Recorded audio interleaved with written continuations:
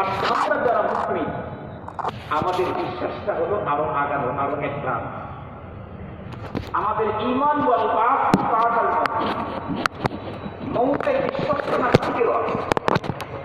আমরা যারা আস্তিক মুমিন আমাদের বিশ্বাস আরো আগানো, ওয়াল বা'আল মউতের পরে আরো অনেক লম্বা বিশ্বাস আমাদের আছে। মউতের পরে আরো লম্বা বিশ্বাস আমাদের আছে। তো মৃত্যুবরণ করতেই হবে।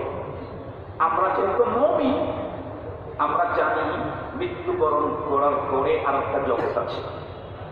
তো মৃত্যুবরণ করার পরে যখন আমরা আর একটা জগতে যাব, সেই জগতে কি আমার পরিচয় জিজ্ঞেস করা হবে না? কথা বলে জিজ্ঞেস করা হবে না? হবে মানে এত জটিল। হাদিসের বর্ণনায় এসেছে, আমাকে আমার আপনজন মাটি দিয়ে প্রথম ব্যক্তি 40 কদম পিছনে চলে আসতেই হয়তো এখন আমার আপনজন কবরের উপরে মাটি ঠিক করতে আছে। প্রথম ব্যক্তি মাটি দিয়ে 40 কদম পিছনে চলে এসেছে। হাদিসে পাকের মধ্যে এসেছে, তখনই দুইজন ফেরেশতা এসে তাকে টেনে বসায়। এরপরে তাকে জিজ্ঞাসা করে, এই 3 প্রশ্নের সমন্বয় হলো, এই এখানে ঢুকছো, আইডি দেখা, আইডি দেখা, আইডি।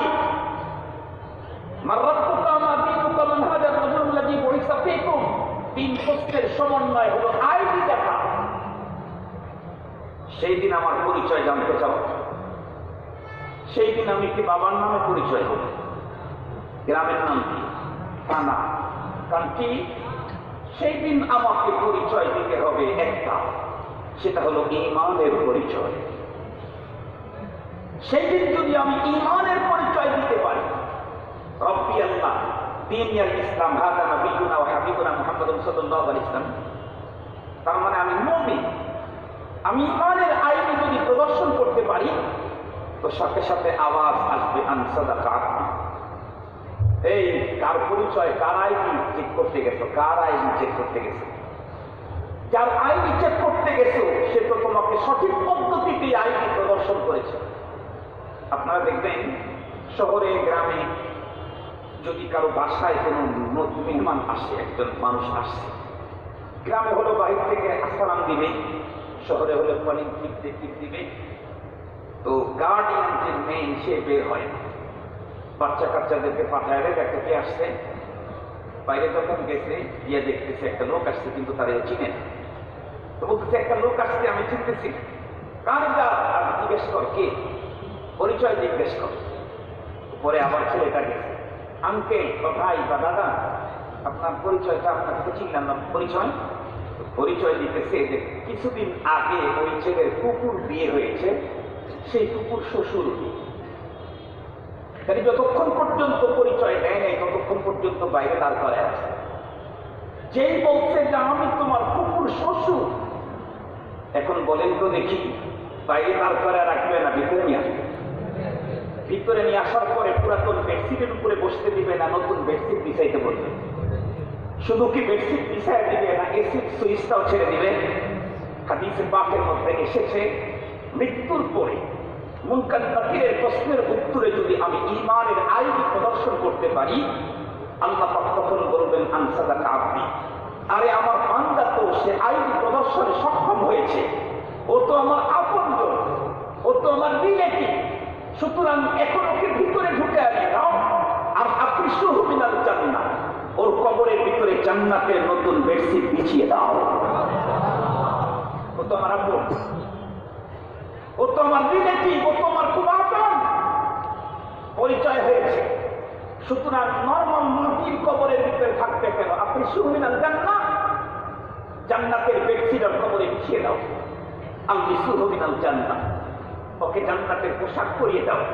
এরপরে কি করো? বলতেছে যে এরপরে এসির সুইচটা ছেড়ে দাও, ওয়াফতাহু বাবান ইলাল জান্নাহ। ও তো যেই কবরে ঢুকছে নেই দরজা, নেই কোনো জানালা, ও তো কষ্ট হচ্ছে, ও তো আমার মেহমান, ও কষ্ট করবে কেন? এই জন্য ওর কবর থেকে জান্নাত পর্যন্ত পথ তৈরি করে দাও, যাতে করে জান্নাতের সুগ্রাণ আর স্নিগ্ধতা তার রুমের ভিতরে ঢুকতেই থাকে, কবরের ভিতরে ঢুকতেই থাকে। মোহতারাম হাজিরিন, খুব ভালো করে কথাটা বোঝার জন্য চেষ্টা করবেন। তো আমি যে কথা বলতেছিলাম, কবরের ভিতরে ঢুকতেই আমার কাছে আইডি চেক করবে, আইডি। সেই দিন দেখাইতে হবে কিসের আইডি বলেন? ঈমান। ঈমান, ঈমানের আইডি যদি কেউ দেখাইতে সক্ষম, তাহলে তার তো আর কোনো পেরেশানি নেই, তার তো কোনো পেরেশানি নেই। কিন্তু আল্লাহ না করুক, সেদিন যদি ঈমানি আইডি দেখাইতে ব্যর্থ হয়, তাহলে তার পেরেশানির কোনো শেষ নাই। তাহলে তার জন্য উল্টা আওয়াজ আসবে, একদম বিপরীত পক্ষে আওয়াজ আসবে। মোহতারাম হাজিরিন, কথাগুলি একটু ভালো করে বুঝবেন। তাহলে আমার তো অনেক পরিচয় আছে, কিন্তু এর ভিতরে সবচেয়ে দামি পরিচয়, বেস্ট পরিচয়, ফার্স্ট পরিচয়, লাস্ট পরিচয় হলো আমি মুমিন। এটা আমার বেস্ট পরিচয়, এটা আমার ফার্স্ট পরিচয়, এটা আমার লাস্ট পরিচয়। মনে রাখবেন কথাগুলি, শব্দগুলি। আমি মুমিন, আমার অনেক পরিচয় আছে, আমার ফ্যামিলিগত পরিচয় আছে, আমার একাডেমিক পরিচয় আছে, আমার রাজনৈতিক পরিচয় আছে, আমি বাবার নামে পরিচিত হই, আমি গ্রামের নামে পরিচিত হই, আমি থানার মাধ্যমে পরিচিত হই, অনেক পরিচয় আমার আছে। তবে সবচেয়ে বড় পরিচয়, বেস্ট পরিচয়, ফার্স্ট পরিচয়, লাস্ট পরিচয় হলো আমি মুমিন।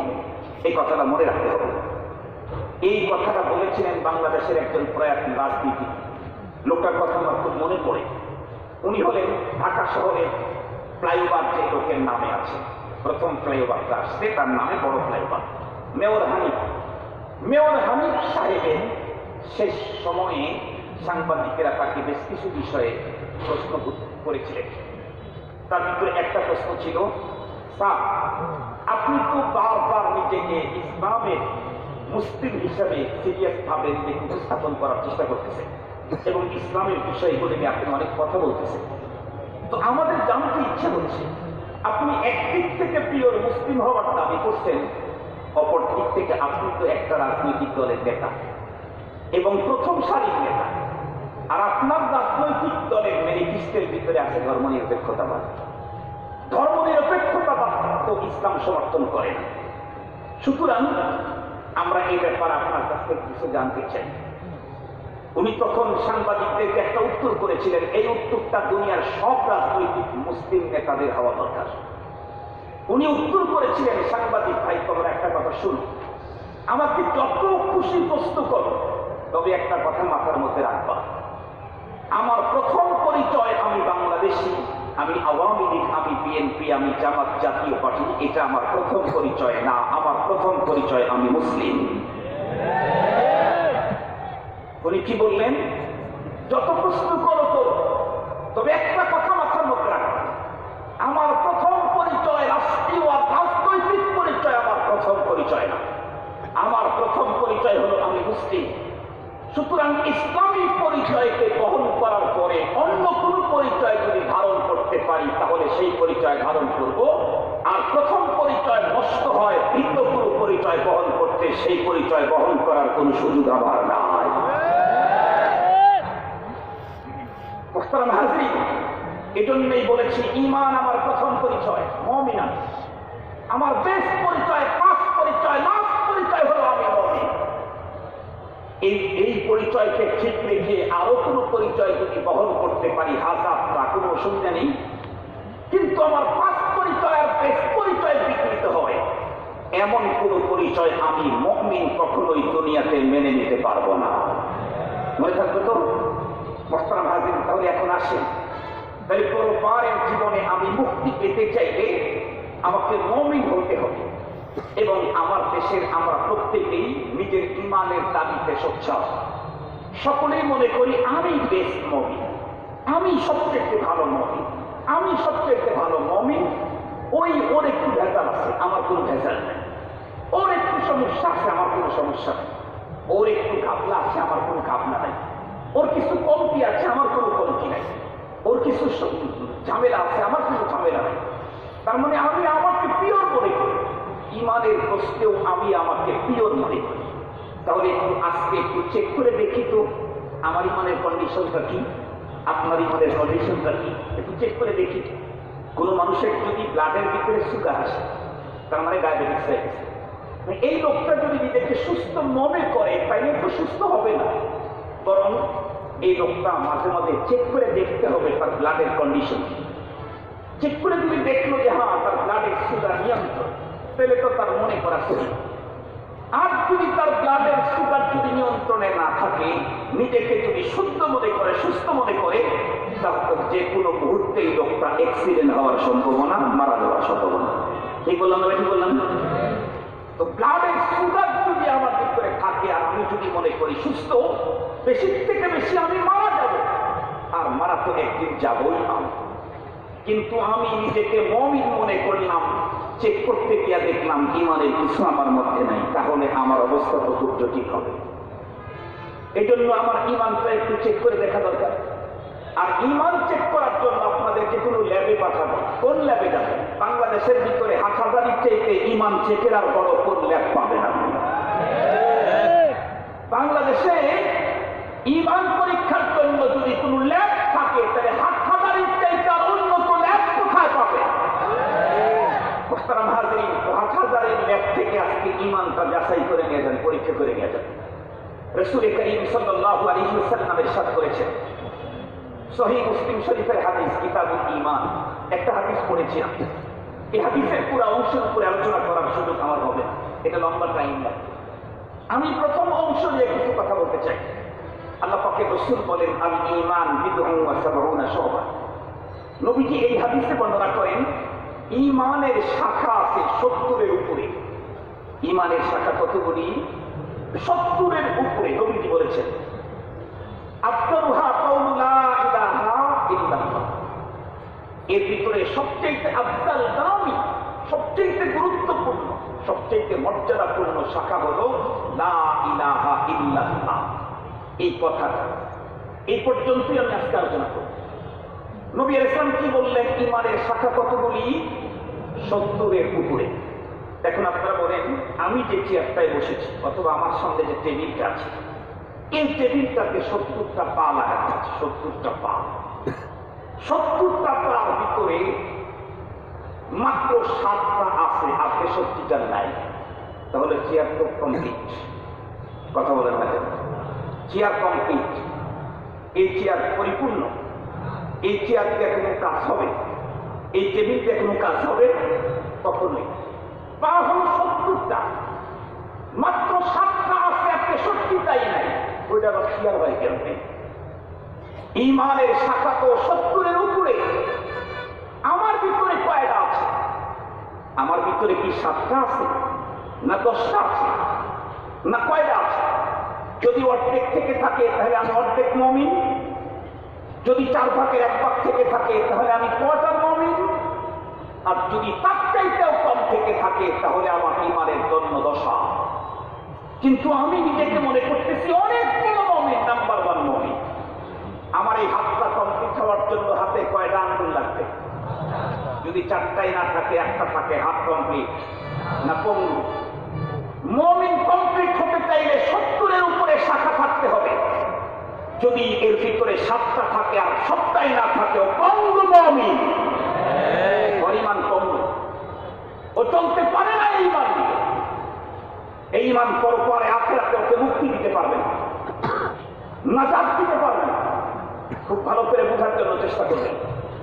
কিন্তু ঈমানের 77-70-এর উপরে শাখা হলেও সবগুলি শাখার কন্ডিশন এক সমান হয় না।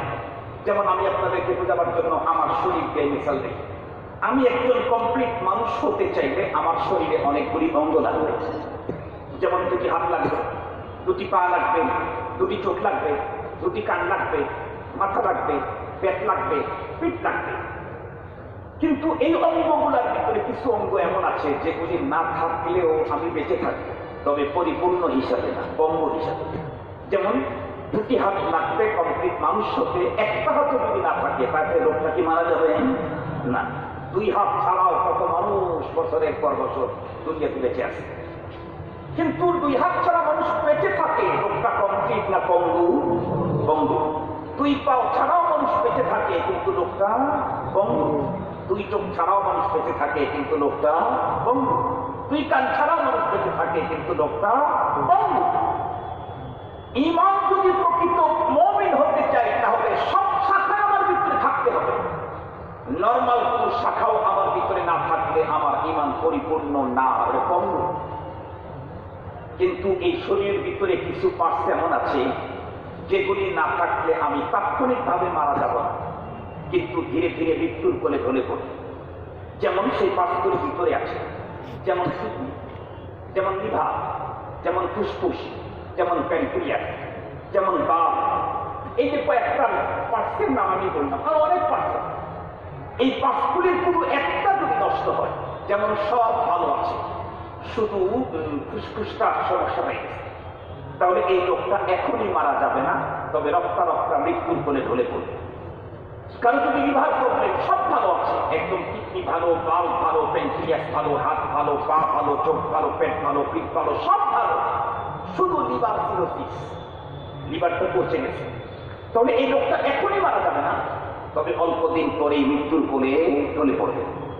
একজন লোকের সব অঙ্গ ঠিক আছে, শুধু কিডনি ড্যামেজ, তাহলে লোকটা এখনই মরবে না। ও তো কি বলে, কি বলে ডায়ালিসিস করলে 2-4-5 বছর 10 বছর পর্যন্ত বাঁচবে। কিন্তু মানুষের শরীরের ভিতরে একটা পার্ট এমন আছে যেটা যদি এখন বন্ধ হয়, হাত, পা, চোখ, মাথা, লিভার, ফুসফুস সব ঠিক থাকতে একটাও চলতে পারে না, পরের সেকেন্ডে সবগুলাই শেষ। তার নাম হলো হার্ট। তার নাম কি বলেন? হার্ট। লিভার সিরোসিস হয়েছে, লোকটা 2-4 বছর বাঁচতে পারে। ফুসফুস নষ্ট হয়ে গেছে, 2-4-6 মাস বাঁচতে পারে। কিডনি ড্যামেজ হয়েছে, ডায়ালিসিস করে লোকটা 10 বছর বাঁচতে পারে। কিন্তু হার্টের স্পন্দন বন্ধ হয়েছে, কয় মিনিট বাঁচতে পারে? আওয়াজ করেন একটু, 1 সেকেন্ড। তাহলে একজন মানুষের দেহের ভিতরে হার্টের যে কন্ডিশন, যে অবস্থান, ঈমানের শাখা 70-এর উপরে, তার ভিতরে লা ইলাহা ইল্লাল্লাহর অবস্থান। তাই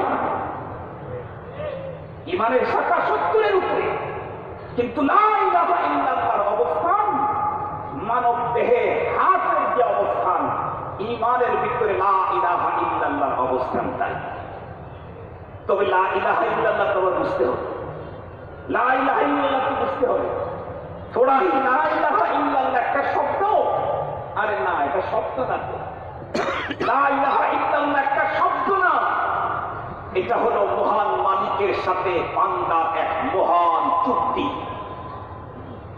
মহান মালিকের সাথে বান্দার এক মহান চুক্তির নাম হলো লা ইলাহা ইল্লাল্লাহ। মুসলমান ভাইয়ারে আমার কথা ভালো করে বুঝবেন। লা ইলাহা ইল্লাল্লাহ কালিমা ছোট, কিন্তু এই কালিমাকে যথাযথভাবে পৃথিবীর কোনো একজন মানুষ যদি বরণ করতে পারে, তার জবান থেকে বের করে দিতে পারে, তাহলে তার মর্যাদা কি পরিমাণে পারে।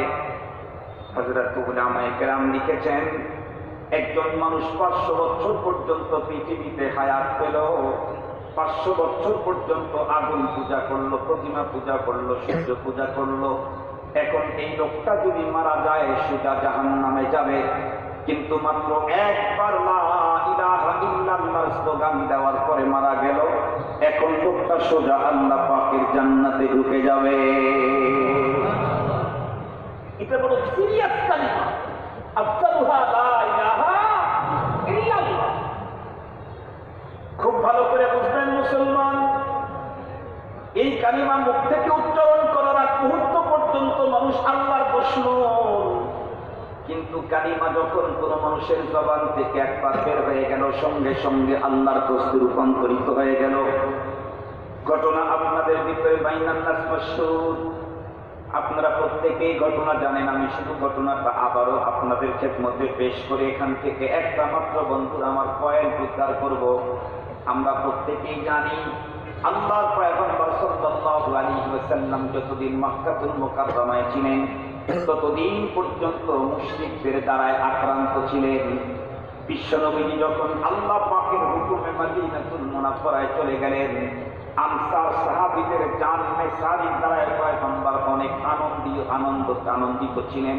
কিন্তু এরপরেও খয়বারের আশেপাশের ইহুদিরা পয়গম্বরকে অনেক বেশি কষ্ট দিত। মদিনার আশেপাশের ইহুদিরা পয়গম্বরকে কষ্ট দিত।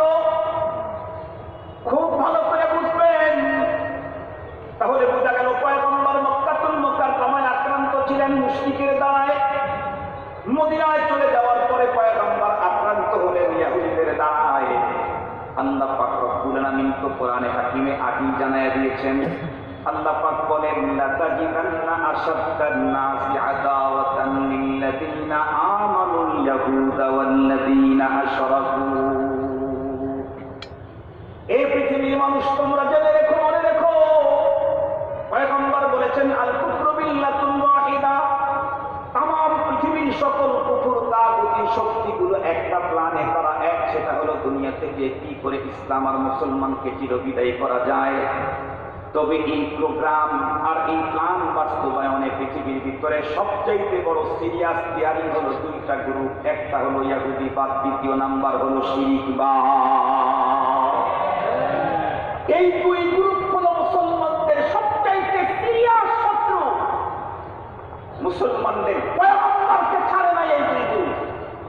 অথচ আজকে দুঃখের সাথে বলতে হয়, বর্তমান পৃথিবীর মুসলিম দেশের শাসক গোষ্ঠীগুলির সম্পর্ক হলো এই দুই গ্রুপের সাথে। বর্তমান পৃথিবীর মুসলিম দেশের শাসক গোষ্ঠীর সম্পর্ক এই দুই গ্রুপের সাথে। কেউ দাদা বাবুর সাথে প্রীত করে, কেউ ইহুদিদেরকে বন্ধু বানায়। লাভ হবে না, লাভ হবে না। ওয়ালান তারদা আনকাল ইয়াহুদু ওয়ালান নাসারা হাত্তা তাত্তাবিআ মিল্লাতাহুম। আল্লাহ পাক তার রাসূলকে সম্বোধন করে বলে দিয়েছেন, এদেরকে বন্ধু কেন, তুমি কিয়ামত পর্যন্ত যদি হায়াত পাও আর এদেরকে যদি মুহাব্বত আর ভালোবাসা দিতে থাকো, নিজের পিঠের চামড়াও যদি তাদের পায়ের জুতা বানিয়ে দাও, রব্বুল আলামিন যিনি আসমান জমিনের মালিক, যিনি সবকিছুর স্রষ্টা, তিনি উনি বলতেছেন ওরা কখনোই তোমাকে আপন হিসাবে জীবনেও মেনে নিবে। মেনে নিবে কখন? তুমি তোমার ধর্ম ছেড়ে ওদের ধর্ম গ্রহণ করবে যখন, এর আগ পর্যন্ত তোমাকে বন্ধুরূপে মেনে নিবে না। অথচ আজকে দুঃখের সাথে বলতে হয়, মুসলিম রাষ্ট্রের রাষ্ট্রপ্রধানগুলি কেউ মুশরিককে বন্ধু বানিয়ে নিয়েছে, কেউ ইহুদিকে বন্ধু বানিয়ে নিয়েছে। আপনারা কি ইতিমধ্যে জেনে ফেলেছেন, তামাম দুনিয়াতে হেদায়েতের আলো যে জায়গা থেকে ছড়েছে, আরদে মুকাদ্দাস মক্কাতুল মুকাররমা, সেই জমিন থেকে এখন দুনিয়াতে ফিতনা ছড়ানো হচ্ছে। সেই আরদে মুকাদ্দাস থেকে দুনিয়াতে ফিতনা ছড়ানো হচ্ছে। যেই আরদে মুকাদ্দাস থেকে দাওয়াতের মাধ্যমে বাংলার জমিনে ইসলাম এসেছে, সেই আরদে মুকাদ্দাসে দাওয়াতে তাবলীগের বিরুদ্ধে নানা রকমের কুৎসা করা হচ্ছে। এর চাইতে বড় সিরিয়াস সংবাদ আপনারা হয়তো দেখে থাকবেন, সোশ্যাল মিডিয়াতে এসেছে, ডকুমেন্ট সহ এসেছে। আপনার শুনে অবাক হবেন, ভয়ঙ্কর তথ্য। আজকের আরব শাসকদের ঘাড়ে ইসরাইল ইহুদি এমন ভাবে সওয়ার হয়েছে, হজ এবং উমরার কার্যক্রম তদারকি করার জন্য দায়িত্ব দেওয়া হয়েছে ইসরাইল কোম্পানিকে। আমার তো খুব বেশি ভয় পাচ্ছে। আমার তো মনে হচ্ছে তামাম পৃথিবী থেকে ইসলামী মনীষীগণ কাবার টানে পৃথিবীর অন্য কোথাও যাক আর না যাক, খানায় কাবা তো যাবে। এখন উমরা আর হজ করতে দুনিয়ার বর্তমান পৃথিবীর ইসলামী মনীষীগণ যখন সেখানে যাবে, আর এই টাকা আর এই সকল তথ্য যদি ওদের হাতে যায়, না জানি আগামী দিনে একবারে তামাম পৃথিবীর ইসলামী মনীষীদেরকে বিদায় করে দুনিয়া থেকে ইসলাম বিদায় করার ষড়যন্ত্র হচ্ছে কিনা আমার আশঙ্কা না। আমার তো ভয় করছে অন্তরের ভিতরে। তবে একটা কথা মনে রাখতে হবে, আল্লাহ পাকের ওয়াদা আছে, দিন আমি পাঠিয়েছি, হেফাজত আমি করব। কেউ না থাকলে কে আছে? এই ঘড়িটা যদি আমার হয়, আমার টাকা দিয়ে আমি কিনেছি, এর প্রতি মায়া আপনার বেশি না আমার বেশি? কথা বলেন না কেন? আপনাদের বেশি না আমার বেশি? আল্লাহ দ্বীনের প্রতি ইমানদারের যত মায়াই থাক, তার চাইতে বেশি মায়া আল্লাহ পাকের নিজের। দ্বীনের প্রতি আল্লাহর মায়া আমাদের মায়া কখনো সমান হবে না। এই জন্য হেফাজত উনি করবেন। দ্বীন ক্ষতিগ্রস্ত করবে এটা আমি বিশ্বাস করি না, তবে দ্বীনদারদেরকে ক্ষতিগ্রস্ত করতে পারে।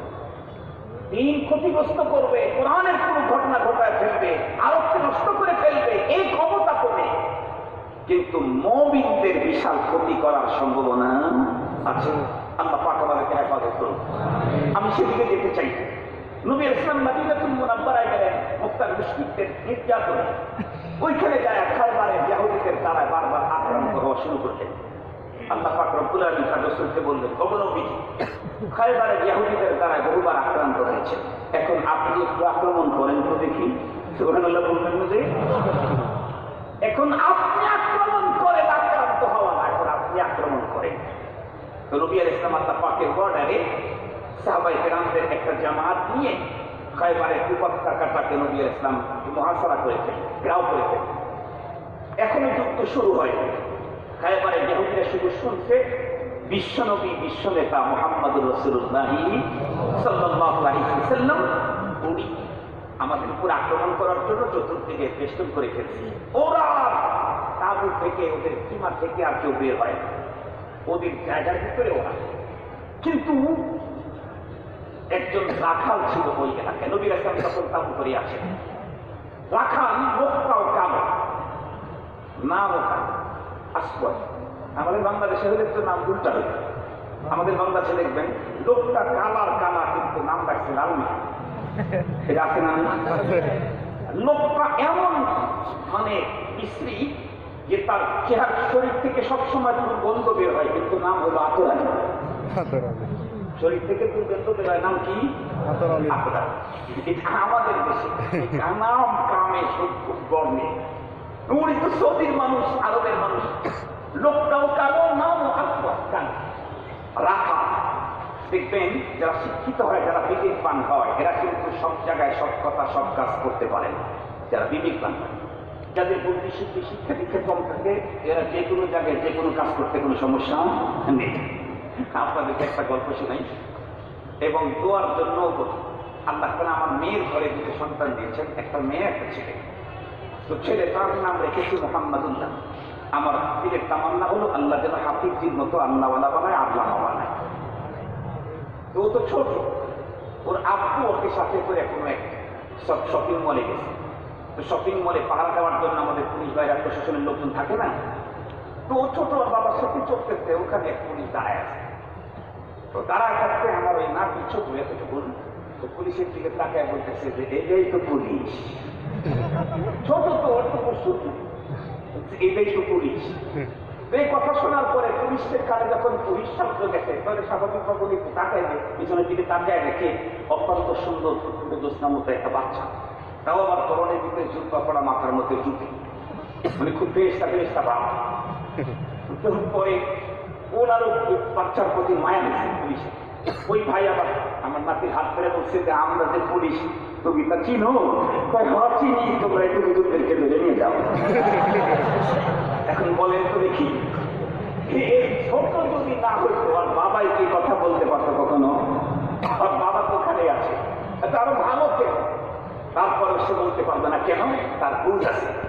তো পিচ্ছি, কোথায় কি বলতে হবে কিন্তু বুঝ নাই, এজন্য বলে ফেলছে। তো ওই পুলিশ ভাই দেশে গেছে, সে দিয়ে আর বেশি আগায় নাই, যে যা বলছে আর এই পর্যন্তই থাম। তুই আপনার বান্দা আসপদ, তো কালো রাখাল, বান্দামূল অশিক্ষিত। যে পুলিশ আর কে ওসি আর কে এএসপি, কে এসপি, কে ডিআইসি, কে আইসি, কে এডিশনাল আইসি, এটা কিন্তু সাধারণ পাবলিক ছিলেন, তার কাছে সব সমান। কে সত্য হুজুর, কে শাইখুল ইসলাম, এটা অশিক্ষিত মানুষ, বিশ্ববিদ্যালয়ের কোনো একটা চেনে না। হাকিমুল মোহাম্মদ থানবীর কাছে এক পাবলিক দিয়ে থানবী রহমতুল্লাহ জরুরি মোতালা করতেছেন, কাজ করতেছেন, বসে ওখানে হাজির হয়ে দাঁড়ায় দেখে বলতেছে, থানবী মুঝে একটা বীজ দেবো ভাই। তা বীজও বলতে পারে না, তার বীজ, তার বীজ। থানবী রহমতুল্লাহ বলছে যে ভাই একটু সতর্ক করো, আমি একটু কাজটা শেষ করি। 1.5 মিনিট যেতে না যেতেই বলে, আরে ভাই পরে মুঝে একটা বীজ দেবো না, তোমার কাম বাদ হয়ে যাবে। তার কারণ বাংলাদেশ না দুনিয়ার বড় আলেম দিয়া থানবীর রুমে ঢুকতে পাকা, আর ওই লোক ডাইরেক্ট এটা থানবীকে বলে যে ভাই তোমার কাজ পরে করো, আমার দাবিটা আগে দাও। কেন? একটু বিশ্বস্ত নাই, বিশ্বস্ত নাই, যাকে যা খুশি তাই বলতে পারে। এই আসপদ এই লোকটা ও সব জানছে যে বিশ্ব নেতা, বিশ্ব নবী আসতেন আক্রমণ করার জন্য। ছাগল চড়াইতে চড়াইতে চড়াইতে চড়াইতে আবার এলাকা ছেড়ে একটু দূরে চলে গেছে, যেখানে সাহাবায়ে কেরাম তাবু ঘিরে বসে আছে। ওইখানে যা সাহাবীদের সাথে দেখা, এই সাহাবী গিয়ে বলতেছে, আপনারা কারা? সাহাবায়ে কেরাম বলছেন, আমরা নবীজির বাহিনী এখানে আসছি। কেন আসছি? বলে, আমরা এখানে আক্রমণ করতে এসেছি। আপনাদের নেতাও নাকি আসার সাথে? এটা তো শুনছি। বলে, হ্যাঁ, আমাদের নেতা আসছে। উনি নাকি বিশ্ব নেতা? বলে, হ্যাঁ, বিশ্ব নেতা। বলতেছে, আমি একটু ওনাকে দেখতে চাই, আমি একটু ওনাকে দেখতে চাই, সাক্ষাৎ করতে চাই। সাহাবায়ে কেরাম বললেন, ওই যে তাঁবুর ভিতরে যাও। ও গন্ধমূর্খ হলেও এতটুকু কমপক্ষে জানে যে বিশ্ব নেতা যদি হয় তাহলে তার কাছে যাইতে সিকিউরিটি, সেফটি, গার্ড, অনেক কিছু থাকবে। কিন্তু দেখায় যদি একটা নর্মাল তাঁবু, কোনো গার্ড, সিকিউরিটি কিচ্ছু নাই। তো তখন বলে, আপনার আমার সাথে মশকরি করতেছেন কেন? আমি তো বিশ্ব নেতার সাথে দেখা করতে চাইলাম, আপনারা কি দেখা গেল? তো এখানে বিশ্ব নেতা থাকে? সাহাবায়ে কেরাম মুস্কি হাসি দিয়ে বললেন, যাও, ওইখানে বিশ্ব নেতা আছে। খুব ভালো করে বুঝবেন, মানুষ যদি, নেতা যদি ছোট হয় আর কাঠের ব্যবস্থা ছোট হয়, নেতা যদি ব্যক্তি যদি বড় হয় আর কাঠটা কত উঁচা হয়। মুহাম্মদুর রাসূলুল্লাহ যেহেতু বিশ্ব নেতা, তাকে সিকিউরিটি দেবে বিশ্বের মালিক রব্বুল আলামিন। ছোটখাটো নেতা হইলে তাহলে পুলিশ দিয়ে চলে। উনি যেহেতু বিশ্ব নেতা, তার সেফটি আর গার্ড রব্বুল আলামিন, আল্লাহু ইয়াসিমুকা মিনান নাস, কোরআন শরীফের মধ্যে আছে। তো তারপরে লোকটা গেছে, যাওয়ার পরে কিমার ওখানে দাঁড়ায় মাত্র তাকাইছে, বিশ্ব নবীজির নূরানি চেহারার দিকে প্রথম নজর পড়তেই ওর অন্তর জগতে পরিবর্তনের তুফান শুরু হয়ে গেছে। নবীজির চেহারা দেখতেই ওর অন্তর জগতে পরিবর্তনের তুফান, পরিবর্তনের। লোকটা একটু আগায় দিয়ে, সালাম কালাম তো নাই, একটু মূর্খ, তারপরে অমুসলিম। কে বলতেছে, আপনি কি বিশ্ব নেতা? ওই যে আমি আগেই বলছি, এই তো পুলিশ, মনে আছে আপনাদের? একটু গন্ডমূর্খ, আপনি কি বিশ্ব নেতা? নবীজি বললেন, হ্যাঁ। ওইখানে কেন আসছেন? আক্রমণ করতে এসেছি। আপনার মিশন কি? আমার মিশন লা ইলাহা ইল্লাল্লাহ। লোকটি তখন উত্তর করে, আমি যদি আপনার মিশনে ঢুকি তাহলে আমার কি লাভ হবে? নবীজি বললেন, প্রথম লাভ হলো তোমাকে আমি আমার বুকের সাথে জড়ায় দেব। এটা হলো নগদ লাভ, এখনকার। লোকটা গন্ধমূর্খ হলে কি হবে? এতটুকু তো বুঝে। উনি হলেন বিশ্ব নেতা আর আমি হলাম রাখা। উনার চেহারা থেকে 14 তারিখের আলো, চাঁদের আলো বের হয়, আর আমি হলাম চূড়ান্ত কালো। ওনার মুখ থেকে, শরীর থেকে বেশ কাম্বরের ঘাম বের হয়, আর আমার শরীর থেকে দুর্গন্ধ ছড়ায়। উনি আমাকে বুকের ভিতরে জড়ায় ধরবেন, এটা কেন? কালো লোকটা বিশ্ব নবীকে দেখে বললেন, ওগো নেতা, তুই না বিশ্ব নেতা? আমার মতো একজন মূর্খ রাখালের সঙ্গে আপনিও বুঝি মস্কারি করেন? পয়গম্বর বললেন, কি মস্কারি? সে তখন বলে, আপনি কোথায় আর আমি কোথায়? আপনি হলেন বিশ্ব নবী, বিশ্ব নেতা, আমি হলাম একজন নর্মাল রাখাল। আপনার চেহারা থেকে 14 তারিখের চাঁদের চাইতে আলো, উন্নত আলো বের হয়, আমার টোটালটাই চূড়ান্ত কালো। আপনার শরীর থেকে সুঘ্রাণ বের হয়, আমি তো একদম চূড়ান্ত দুর্গন্ধের অধিকারী একজন মানুষ। আমি কালেমা পড়লেই আপনি আমাকে বুকের ভিতরে জড়ায় ধরবেন, এটা কি করে সম্ভব?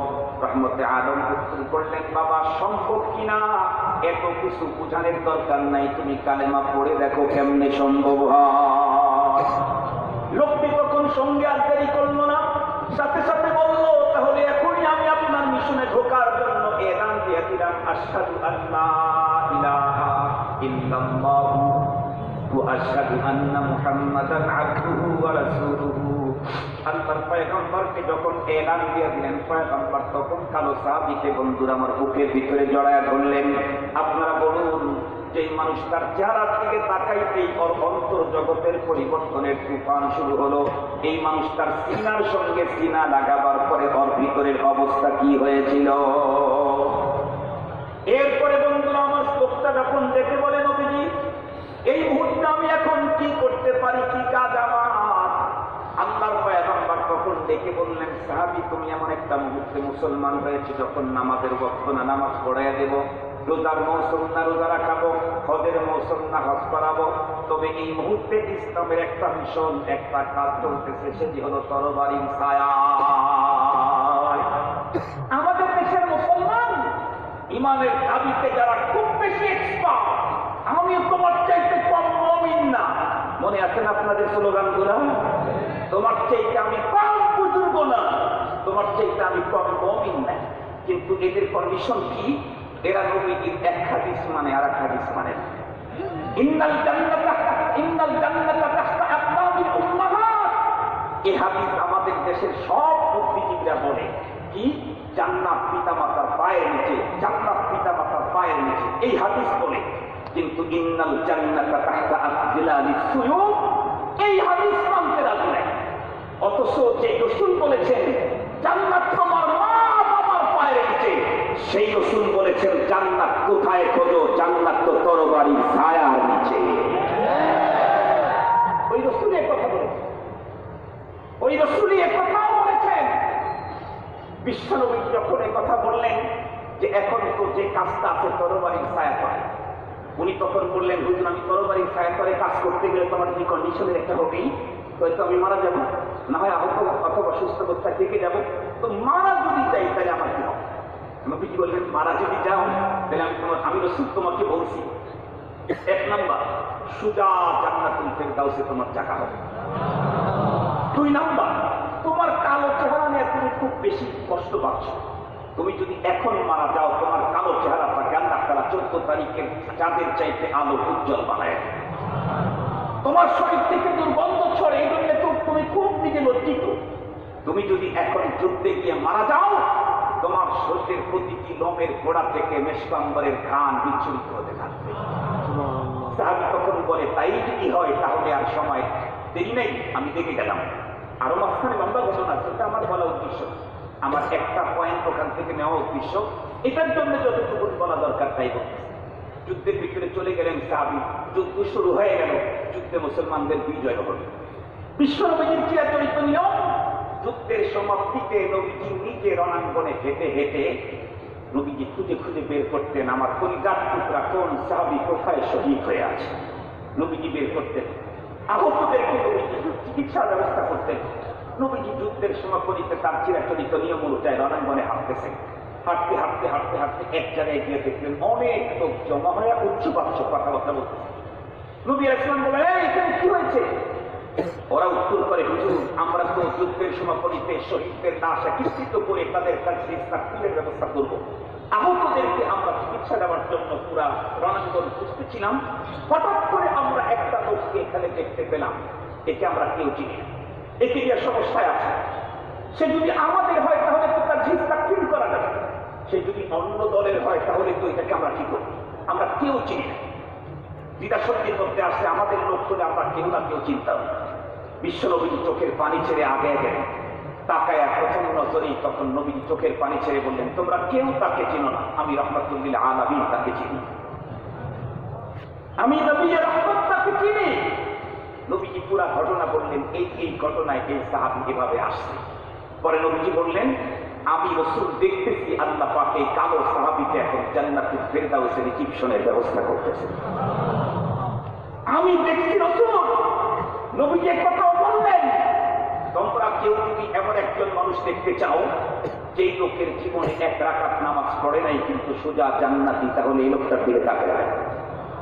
এই লোকটা এক রাকাত নামাজও পড়ে নাই, একটা রোজাও রাখে নাই জীবনে, একবার হজ ওমরা তো দূরের কথা ইহরাম বাঁধার সুযোগ পায় নাই, কিন্তু শুধু কালিমা পড়েছে লা ইলাহা ইল্লাল্লাহ, মরণ এসেছে সোজা জান্নাত। এই জন্য আল্লাহ পাক রাসূল বলেছেন ঈমানের শাখা তো 70-এর উপরে ঈমানের শাখা। এর ভিতরে সবচেয়ে দামি শাখা হলো লা ইলাহা ইল্লাল্লাহ। এখন দামি শাখা লা ইলাহা ইল্লাল্লাহ, এখন তো সবার মনের মধ্যে আনন্দ হুজুর তাইলে আর কোনো সমস্যা নেই। কেন? লা ইলাহা ইল্লাল্লাহ তো আমারও আছে, লা ইলাহা ইল্লাল্লাহ তো আমারও আছে। আমরা তো সকালে লা ইলাহা ইল্লাল্লাহ 500 বার বলি, বিকালে 1000 বার বলি, তাইলে তো আমার কোনো পেরেশানি নেই। তাহলে এই বিষয়টা বোঝাবার জন্য দুইটা কথা বলবো, আমার আলোচনা শেষ। এক নম্বর, একজন মানুষের 100% শুদ্ধ আছে, 100% সত্যি আছে, দেখাইছে কি করছে, এনজিওগ্রাম করছে, ইকো করছে, যা করছে সব দিক থেকে 100% ঠিক আছে। কিন্তু লোকটার শুধু সমস্যা হচ্ছে লিভার, ওই লোকটি জানতে পারে যে তার লিভার শুধু সমস্যা, আদার সাইড ভালো, তাই লোকটা নিজেকে সুস্থ মনে করে না অসুস্থ মনে করে? কথা বলেন না কেন? শুধু কি অসুস্থ মনে করে, নিজেকে সিরিয়াস অসুস্থ মনে করে। আপন জনদেরকে ডেকে এনে বলে আমার জায়গা বিক্রি করো, আমাকে ভেলু মাদ্রাজে পাঠাও, আমাকে সিঙ্গাপুরে পাঠাও, আমাকে ইন্ডিয়াতে পাঠাও, আমাকে হংকংয়ে পাঠাও, আমাকে বাঁচাও, প্রয়োজনে আমার বাড়ি বিক্রি করো, আমার সব অঙ্গ সুস্থ আছে, শুধু লিভার সিরোসিস। আমি তখন পাগল হয়ে যাই, আমি মরে যাচ্ছি, আমি বাঁচতেছি না, সব অঙ্গ ভালো, একটা নষ্ট হওয়ার কারণে যদি আমি এত পাগল হই, ঈমানের 70 শাখার মধ্যে 7টা আমার ভিতরে আছে আর 63টায় আমার মধ্যে নাই, এরপরেও আমি আমাকে সুস্থ ঈমানদারের দাবি করি, নিঃসন্দেহে শয়তানি ধোঁকা ছাড়া আর কিছু না। শয়তান আমাকে ধোঁকায় ফেলেছে। মুসলমান ভাইয়ারে আমার লম্বা কথা বলতে চাই না। বিশ্ব নবীজি বলেছেন ঈমানের 70-এর উপরে শাখা, তার ভিতরে সবচেয়ে বড় আলা আফজাল হলো লা ইলাহা ইল্লাল্লাহ। তার মানে আমি মুখে লা ইলাহা ইল্লাল্লাহ বললেই কি সব হয়ে গেল নাকি? না না না, লা ইলাহা ইল্লাল্লাহ দিয়ে এক ওয়াক্ত নামাজ না পড়েও যদি বন্ধুরা আমার আগেই তার মৃত্যু হয় তাহলে জান্নাতে যাবে। কিন্তু শর্ত হলো বন্ধুরা আমার, লা ইলাহা ইল্লাল্লাহ কমপক্ষে 2 জায়গায় সেটিং দিতে হবে। কয় জায়গায় সেটিং দিতে হবে? 2 জায়গায় সেটিং দিতে হবে। আপনারা দেখবেন এই চতুর্দিকে সকল বন্ধুরা আমার হরেন লাগায় ফিরেছে, তারপর সব কমপ্লিট করা হয়েছে। এখন শুধু বন্ধুরা আমার ব্যাটারির লাইন দেওয়া দরকার। ব্যাটারির একটা ক্লিপ লাগায় দিয়েছে, আর একটা ক্লিপ লাগায় নাই, কিয়ামত পর্যন্ত আওয়াজ হওয়ার সম্ভাবনা। ব্যাটারি বন্ধুরা আমার 2টা ক্লিপ যখন লাগবে তারপরে আওয়াজ করলে আওয়াজ যাবে। লা ইলাহা ইল্লাল্লাহ এক জায়গায় লাগাইলেই বন্ধুরা আমার জান্নাত পাওয়া যাবে না। লা ইলাহা ইল্লাল্লাহর ক্লিপটা 3 জায়গায় লাগাইতে হবে। লা ইলাহা ইল্লাল্লাহর সেটিং 3 জায়গায় দিতে হবে। নাম্বার 1 হলো ইকরা বিল লিসান, নাম্বার 2 হলো তাসদিক বিল জিনান, নাম্বার 3 হলো আমল বিল আরকান। লা ইলাহা ইল্লাল্লাহ প্রথম সেটিং হলো জবানে উচ্চারণ করতে হবে, স্লোগান দিতে হবে লা ইলাহা ইল্লাল্লাহ। এটা জবানে বন্ধুরা আমার সেটিং করো। এরপরে অন্তরের ভিতরে এটা বসাও। আইনদাতা, বিধানদাতা, খান খেলা নেওয়ালা, মারনেওয়ালা, জীবনদাতা, মরণদাতা আল্লাহ ছাড়া আর কেউ নাই, এটা অন্তরের ভিতরে বন্ধুরা আমার সেটিং দেওয়া লাগবে। এরপরে 3 নম্বর হলো আমল বিল আরকান।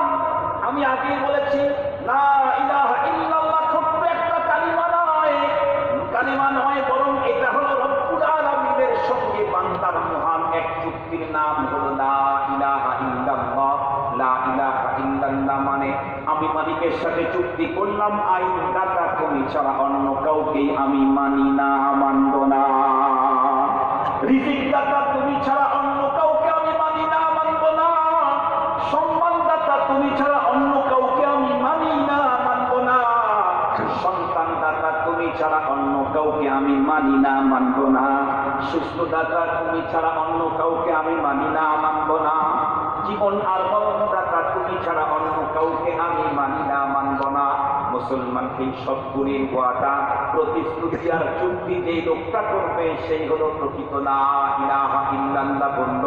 এই চুক্তি অনুযায়ী আমি আমার অঙ্গ প্রত্যঙ্গ গুলা বন্ধুরা আমার কাজে যদি লাগাইতে পারি, তাহলেই প্রকৃত অর্থে লা ইলাহা ইল্লাল্লাহ স্লোগান হলো। আমার দেশের মানুষ আমরা যারা লা ইলাহা ইল্লাল্লাহ স্লোগান দেই, এটা হলো আমাদের মুখের কথা, বুকের কথা নয়। ঠিক না বেঠিক বলেন? লা ইলাহা ইল্লাল্লাহ আমাদের মুখে আছে, বুকে নাই। লা ইলাহা ইল্লাল্লাহ আমাদের মুখে আছে, বুকে নাই। লা ইলাহা ইল্লাল্লাহ শুধু মুখে জারি করলে হবে না, বুকেও বসাইতে হবে। ওই যে আগেই বলেছি মাইকের সবটা কমপ্লিট, কিন্তু ব্যাটারির লাইন দিতে 2 জায়গায় ক্লিপ লাগানোর আগ পর্যন্ত কোনো আওয়াজ যেমন হয় না। শুধু মুখে লা ইলাহা ইল্লাল্লাহ বলে বুকে যদি লা ইলাহা ইল্লাল্লাহ বসাইতে না পারো, তাহলে তোমার ঈমানের আগুনও জ্বলবে না। মুসলমান আমাদের মুখের কথা লা ইলাহা ইল্লাল্লাহ, বুকের কথা না কেন? যদি আমার বুকেও থাকে লা ইলাহা ইল্লাল্লাহ, তাহলে আমি আইন প্রণয়ন করার যোগ্যতা যখন আমার অর্জন হলো, তখন আল্লাহর আইন বিরোধী আইন আমি কেমনে তৈরি করলাম? আল্লাহর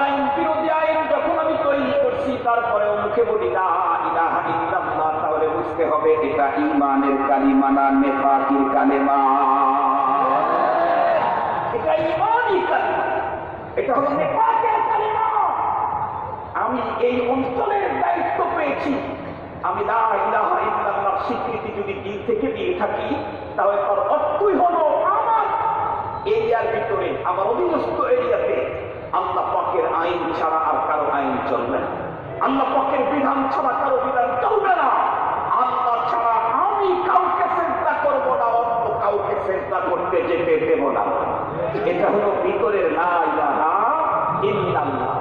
যে লোকের ভিতরে লা ইলাহা ইল্লাল্লাহ বসে নাই, আমি আগে বলেছি, মুখে আছে বুকে, কথা বলেন, মুখে আছে বুকে নাই, বুকেও বসাইতে হবে লা ইলাহা ইল্লাল্লাহ, লা মা'বুদা ইল্লাল্লাহ, লা মা'শুকা ইল্লাল্লাহ, লা মাহবুবা ইল্লাল্লাহ, লা মাসদুদা ইল্লাল্লাহ।